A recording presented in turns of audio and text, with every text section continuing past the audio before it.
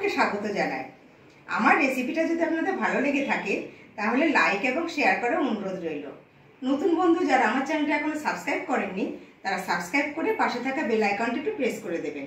তাহলে আমি যখন নতুন কোনো ভিডিও আপলোড করব আপনাদের কাছে নোটিফিকেশন পৌঁছে যাবে। আর পুরনো বন্ধু যারা আমার চ্যানেলটা সাবস্ক্রাইব করে অলরেডি আমার পাশে আছেন তাদেরকে অসংখ্য ধন্যবাদ।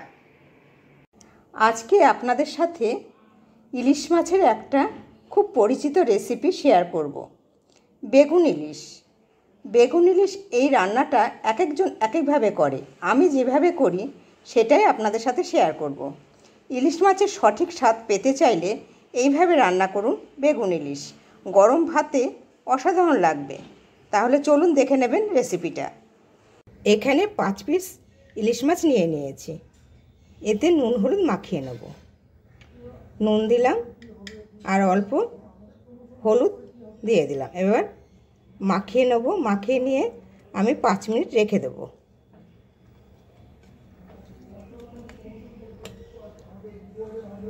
মাখিয়ে নিলাম, এবার রেখে দেব 5 মিনিট। কড়াইতে 2 টেবিল চামচ সর্ষের তেল গরম বসিয়ে দিয়েছি।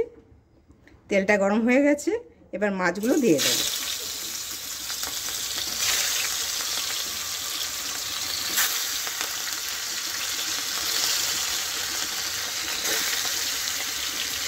একটু ওলটপালট করে মাছটা নামিয়ে নেব।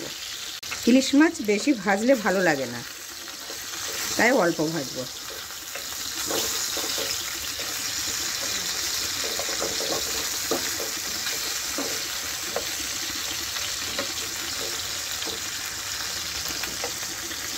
আপনারা ইচ্ছে করলে এটা মাছটাকে কাঁচাও রাখতে পারেন।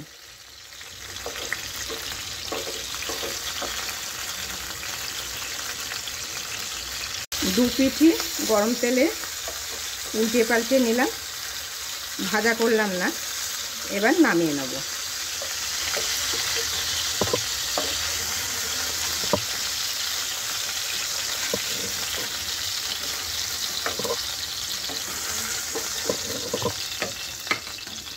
ওই মাছ ভাজার তেলেই বেগুনের টুকরোগুলো দিয়ে দেব। 2টো ছোট সাইজের বেগুন নিয়ে এরকমভাবে ছোটো ছোটো কেটে নিয়েছি।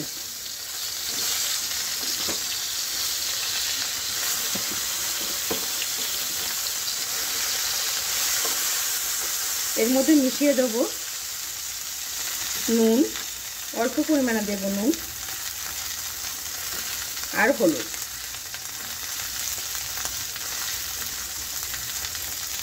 দিয়ে বেগুনটা ভালো করে ভেজে নেব।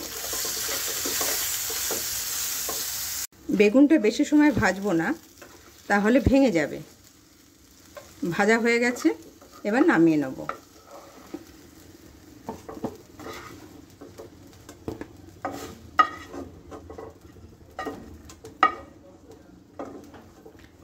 এবার কড়াইতে 1 টেবিল চামচ মতো সর্ষের তেল দিয়ে দেব।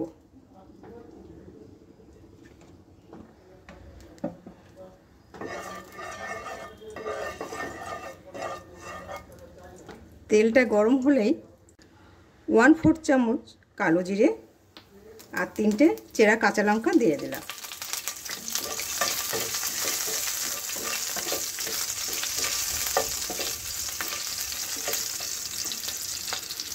ফোড়নটার ভাজা গন্ধ বেরিয়ে গেছে।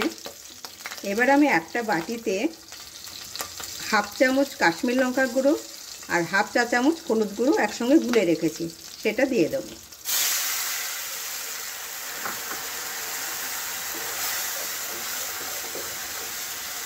খুব ভালো করে মশলাটা কষিয়ে নেব।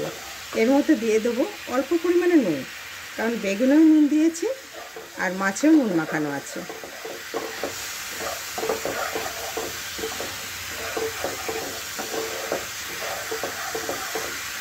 এতে আর কোনো মশলা পড়বে না। মশলাটা ভালো করে কষা হয়ে গেছে, এবার জল দিয়ে দেব। অল্প জল দিয়ে দিলাম। ঝোলটা ফুটে গেছে, এবার দিয়ে দেব ভাজা বেগুনটা আর মাছটাও দিয়ে দেব।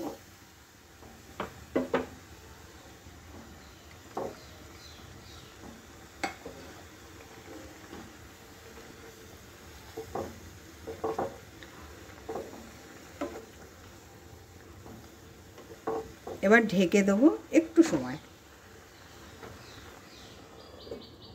আঁচটাকে মিডিয়াম করে দেবো। আমার বেগুন ইলিশ রেডি। আবার আসবো নতুন কোনো রেসিপি নিয়ে।